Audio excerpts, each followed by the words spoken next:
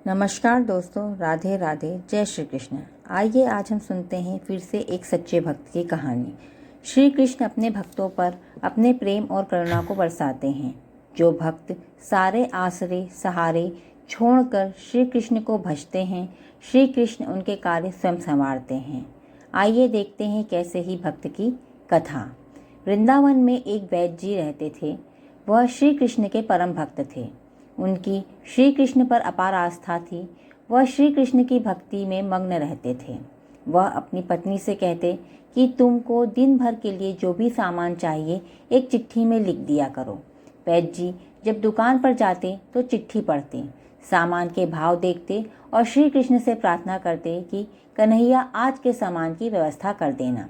जैसे ही उन्हें जितने धन की आवश्यकता होती उसकी व्यवस्था हो जाती तो वह अन्य मरीजों से पैसे नहीं लेते थे और अपने गांव लौट जाते थे और ईश्वर की भक्ति में मग्न रहते थे। यही उनका हर रोज का कार्य था। एक दिन वैद्य जी ने दुकान पर आकर चिट्ठी खोली तो एकदम से सन्न रह गए, मानो आंखों के आगे तारे चमकने लगे हों। लेकिन अगले ही पल श्री कृष्ण पर विश्वास कर स्वयं को संभाला।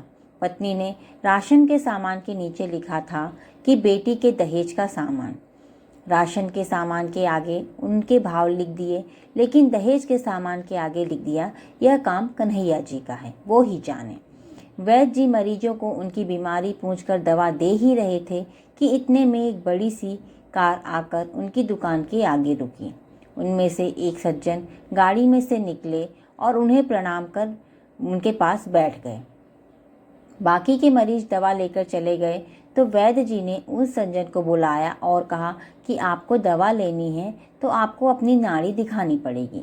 वह सज्जन विनम्रता पूर्वक कहने लगे कि वैद्य जी, लगता है आपने मुझे पहचाना नहीं।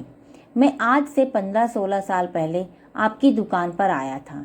मैं इंग्लैंड में रहता हूँ। इंग्लैंड जाने से पहले ही मेरी शादी हो गई थी, लेकिन हमें बहुत सालों तक औलाद का सुख प्राप्त नहीं हुआ। हमने भारत और इंग्लैंड दोनों जगह इलाज करवाया, लेकिन कोई फ़ायदा नहीं हुआ। फिर मुझे किसी ने आपके बारे में बताया। आपने मुझे सांत्वना दी और कहा कि निराश नहीं होते, क्योंकि श्री कृष्ण के खजाने में किसी चीज़ का अभाव नहीं है। खुशी, गम, जीवन, मृत्यु सभी ईश्वर के हाथों में ही है। ईश्वर पर भरोसा रखो। अगर कन्हैया की कृपा हुई तो तुमको संतान सुख अवश्य मिलेगा। आपने मुझे दवाई की पुड़िया बनाकर दी और उसे खाने की विधि भी बता दी। आपने उन पुड़ियों के लिफाफों पर श्री राधा कृष्ण का नाम लिखकर मुझे दे दिया। जब दवा लेने के पश्चात मैंने आपसे दवा के पैसे पूछे तो आपने कहा कि पैसे देने की ज़रूरत नहीं है, लेकिन जब मैंने पैसे देने के लिए जोर डाला तो आप कहने लगे कि मैंने आज का खाता बंद कर दिया है। मुझे यह बात समझ में नहीं आई तो आपने बताया कि मैंने अपने घर के खर्च के लिए जितनी रकम श्री कृष्ण से मांगी थी वह मुझे मिल गई है। अब मैं किसी से भी पैसे नहीं ले सकता। आपके विचार सुनकर मैं बहुत प्रभावित हुआ और आपको प्रणाम करके लौट गया। घर जाकर मैंने अपनी पत्नी को सारी बात बताई। वह कहने लगी कि वह वैद्य जी जरूर देवता पुरुष होंगे। उसने विश्वास कर दवाई खाई और उसके बाद मेरे 3 बच्चे हुए। हम पति पत्नी हर समय आपको धन्यवाद देते हैं। वैद्य जी, मैं तो पत्नी और बच्चों के साथ इंग्लैंड में ही रहता हूँ, जहाँ वृंदावन में मेरी एक विधवा बहन रहती है। मैं परिवार सहित अपनी भांजी की शादी के लिए वृंदावन आया हूँ। अपनी भांजी की शादी के दहेज का सारा सामान का खर्चा मैंने ही उठाया है। दहेज का सारा सामान इकट्ठा हो चुका था, लेकिन अचानक बीमार होने के कारण मेरी भांजी की मृत्यु हो गई। भांजी की मृत्यु के पश्चात मुझे न जाने क्यों आपकी बेटी का ख्याल आया, क्योंकि जब मैं आपसे दवा लेने आया था तब मैंने आपकी बिटिया को देखा था। मुझे लगा कि अब तो वह भी विवाह के योग्य हो गई होगी।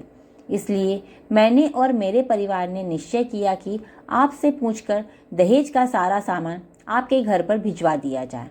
मैं शादी के बाकी के खर्चों के लिए नकदी पैसे भी देना चाहता हूँ। आपसे विनती है कि मना मत करना। उनकी बातें सुनकर वैद्य जी विस्मित थे। वैद्य जी पत्नी की लिखी हुई चिट्ठी उनको दिखा दी। वैद्य जी कहने लगे, जब सुबह मैंने दुकान पर आकर चिट्ठी खोली तो पत्नी ने राशन के सामान के बाद लिखा था बेटी के दहेज का सामान। मैंने उसके आगे लिख दिया था कि यह काम कन्हैया जी का है, वो ही जाने। मेरे जीवन में आज तक कभी ऐसा नहीं हुआ कि जो चिट्ठी पर लिखा है वह मुझे ना मिला हो।